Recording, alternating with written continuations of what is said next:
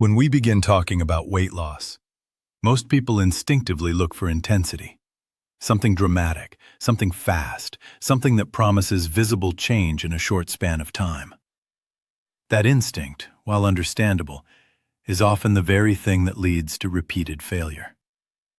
Because the body is not designed to respond well to extremes, and more importantly, the mind resists anything that feels unsustainable. So the real question is not, how quickly can I lose weight? But rather, what kind of life can I live consistently that naturally leads to weight loss? This shift in perspective is subtle, but it is transformative. Sustainable habits are not built on bursts of motivation. They are built on systems that require minimal psychological resistance. If a strategy depends on willpower alone, it is already fragile. Willpower fluctuates. It is influenced by stress, environment, sleep, and emotion. Habits, on the other hand, operate below that level. They become automatic, almost unconscious. And that is precisely where lasting change occurs. Consider something as simple as your daily eating pattern. If your approach to weight loss involves constantly battling cravings, rigidly restricting foods, or following rules that feel disconnected from your normal life, you are essentially setting up an internal conflict. Over time, that conflict leads to fatigue, and fatigue leads to abandonment.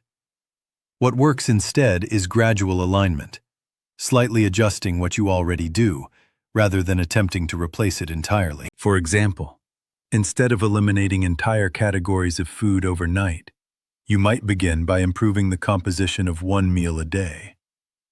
Instead of forcing an hour-long workout routine that feels overwhelming, you might start with a consistent 20-minute walk.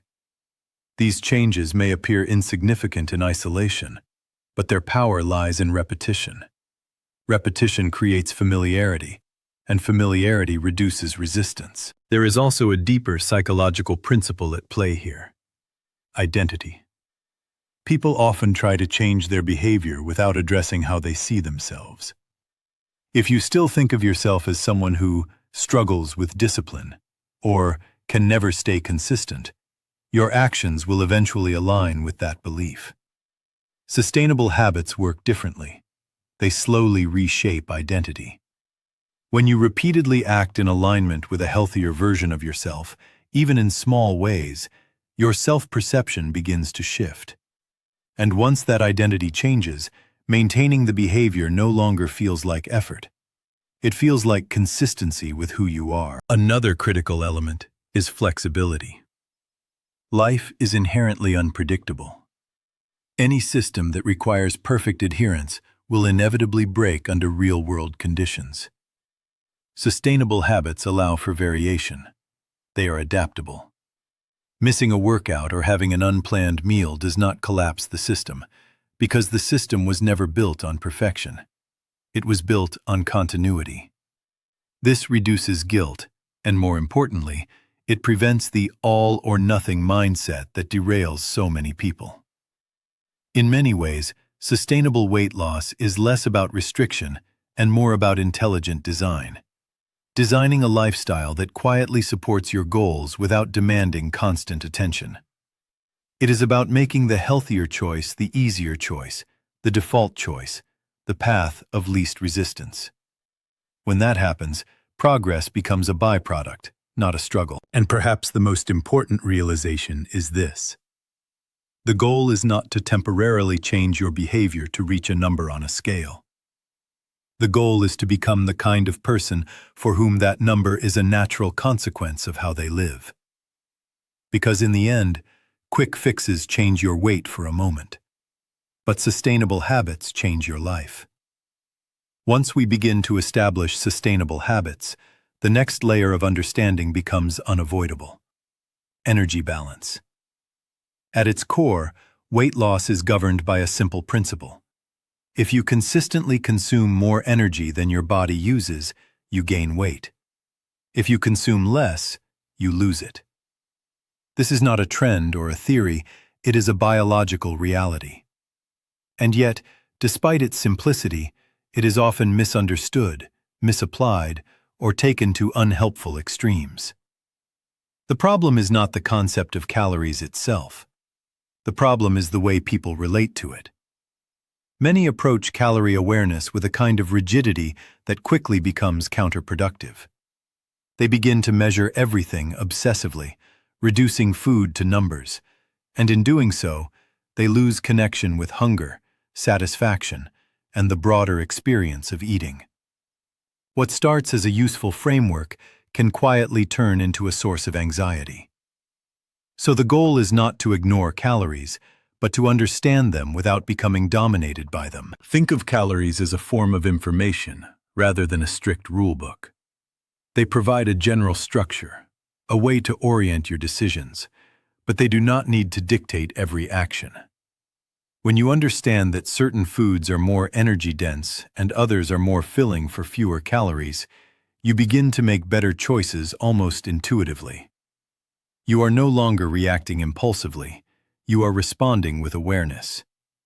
This is where food quality becomes essential. Not all calories behave the same way in your body or your mind. Highly processed foods are often engineered to be easy to overconsume. They deliver a high number of calories without providing lasting satiety, which means you remain hungry even after eating. In contrast, whole foods, those closer to their natural state, tend to be more satisfying. They contain fiber, protein, and structure, all of which signal fullness more effectively. From a psychological perspective, this distinction matters greatly. If your diet leaves you constantly hungry, you are not lacking discipline. You are working against your biology. Hunger is not a weakness, it is a signal. And sustainable weight loss requires learning how to work with that signal, not suppress it indefinitely. There is also a subtle but important shift that occurs when you move from counting to understanding. Instead of asking, "How many calories does this have?" you begin to ask, "What will this do for me? Will it keep me full? Will it stabilize my energy? Will it support the habits I am trying to build?" These questions create a more intelligent relationship with food, one that is guided by function rather than fear. At the same time, it is important to avoid moralizing food. Labeling foods as strictly good or bad often leads to cycles of restriction and indulgence. When something is forbidden, it becomes psychologically amplified. A more effective approach is to see food on a spectrum. Some choices are more aligned with your goals, others less so, but none define you. This perspective reduces guilt and allows for flexibility, which, as we discussed earlier, is essential for long-term consistency. Ultimately, calorie awareness should serve you, not control you. It should simplify your decisions, not complicate them. And when combined with an emphasis on food quality, it becomes a powerful tool, one that supports both physical progress and mental clarity. Because the real objective is not to become someone who perfectly tracks every number, but someone who understands their body well enough to make decisions that feel both effective and sustainable. And when you reach that point, you no longer eat with confusion or compulsion. You eat with clarity. And that clarity is what creates lasting change. Once we understand how to build sustainable habits and develop a balanced relationship with food, the conversation naturally extends to movement, what we often reduce to the word exercise. And here again, there is a common misconception that needs to be addressed. Many people associate effective weight loss with structured, intense workouts, hours in the gym, rigid programs, and a kind of physical strain that feels disconnected from everyday life. While that approach can work for some, for most people it creates the same problem we discussed earlier: resistance. The body is capable of movement. The mind, however, must be willing to repeat it. And repetition is far more likely when the activity is not only manageable, but genuinely enjoyable. This is where a subtle but important reframing occurs. Instead of asking, "What is the most effective workout?" a more useful question is, "What form of movement can I sustain consistently without internal friction?" Because the physiological benefits of exercise, burning energy, improving cardiovascular health, supporting metabolism, only accumulate through regular engagement. Intensity matters far less than continuity. From a psychological standpoint, enjoyment is not a luxury. It is a strategy. When you engage in an activity you like, your brain begins to associate movement with reward rather than obligation. This reduces the need for external motivation. You are no longer forcing yourself to act. You are choosing to. And that distinction is critical, because forced behaviors tend to fade, while chosen behaviors tend to persist. It is also important to expand our definition of what counts as meaningful activity. Movement does not have to exist in a formal setting to be effective. Walking, for instance, is often underestimated precisely because it feels simple. Yet when done consistently, it becomes one of the most reliable tools for maintaining energy balance. It requires no special environment, no complex preparation, and very little recovery. It integrates seamlessly into daily life. The same principle applies to other forms of activity: playing a sport, cycling, swimming, even engaging in physically active routines at home. The value lies not in how impressive the activity appears, but in how naturally it fits into your life. When movement becomes part of your routine rather than an interruption to it, adherence increases dramatically. There is also a philosophical dimension to consider. Movement is not merely a tool for weight loss. It is an expression of how you inhabit your body.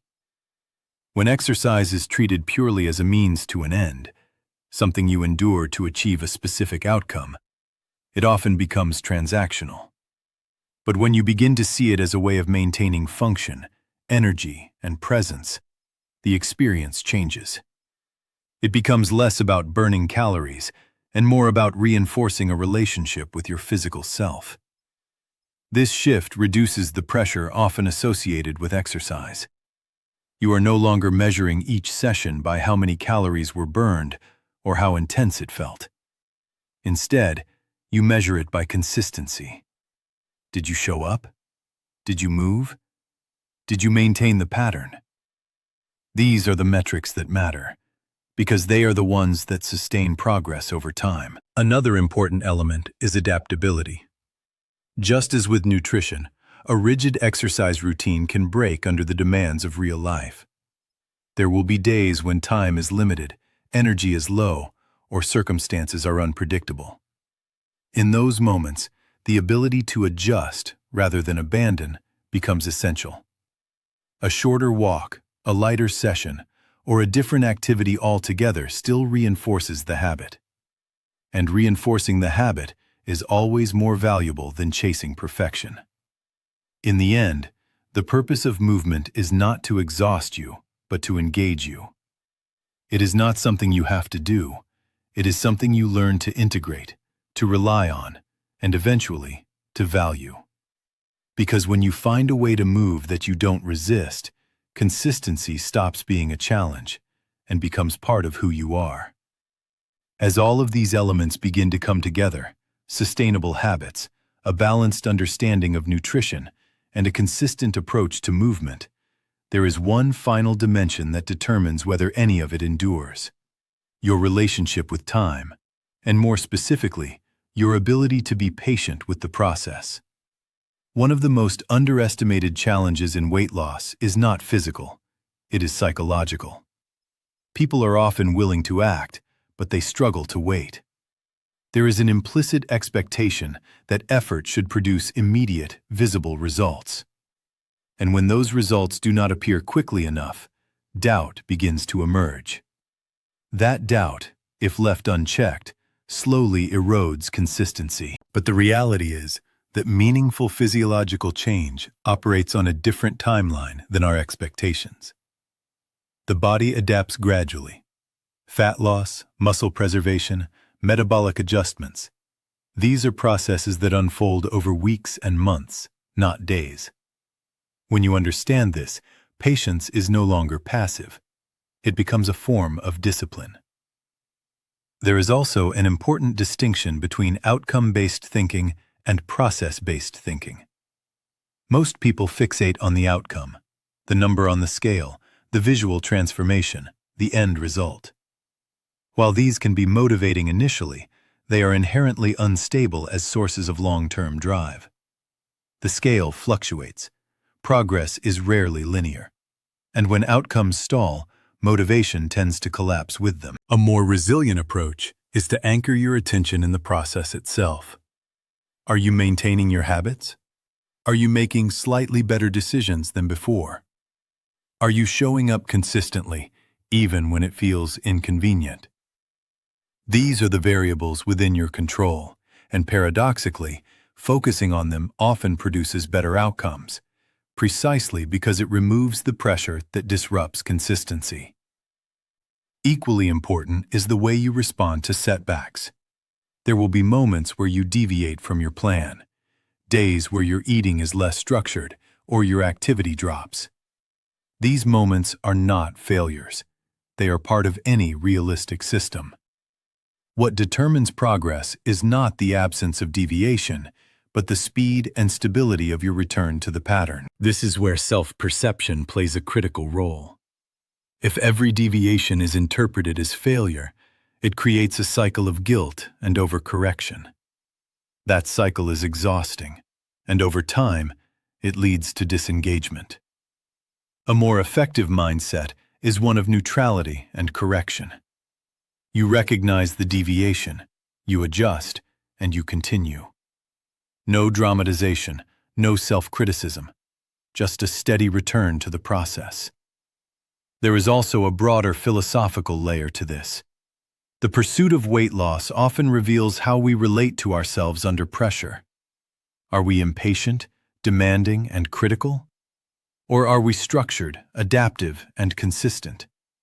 The habits you build are not only shaping your body, they are shaping your character. And in many ways, that internal shift is the more enduring outcome. Another factor that is frequently overlooked is recovery. Sleep, stress management, and mental clarity. These are not secondary concerns. They directly influence your ability to maintain all the behaviors we have discussed. Poor sleep disrupts hunger signals. Chronic stress increases impulsivity. When these factors are ignored, the entire system becomes more difficult to sustain. So patience is not simply about waiting. It is about creating conditions that allow progress to occur while maintaining psychological stability. It is about trusting the process enough to continue, even when immediate feedback is limited. And ultimately, it is about recognizing that lasting change is not built in moments of intensity, but in periods of quiet consistency. Days where nothing dramatic happens, yet everything is slowly moving in the right direction. Because in the end, the people who succeed are not those who move the fastest, but those who refuse to stop. And if there is one idea worth carrying forward, it is this. Progress does not demand perfection. It demands persistence.